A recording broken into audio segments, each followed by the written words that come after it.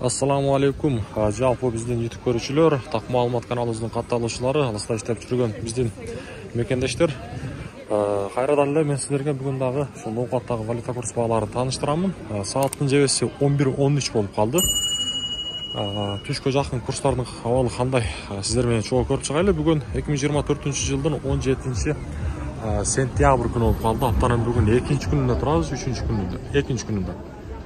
Коммерциялык Кыргызстан банктан баштасак, сатып алуу доллар 84.30, евро 92.20, рубль болсо 0.92 тыйын болуп турган кези.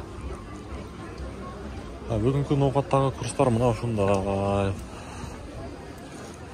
Мен силерге алыстан акча алмаштыруучу жерди дагы көрсөтүп коеюн, обменниктер. Обменниктерде дагы рубль 0.915 дейін екен, доллар 84.40 дейін екен. Доскарада банкта дагы рубль 0.92 дейін, доллар 84.40 дейін, евро 93.10 дейін болуп турган кези.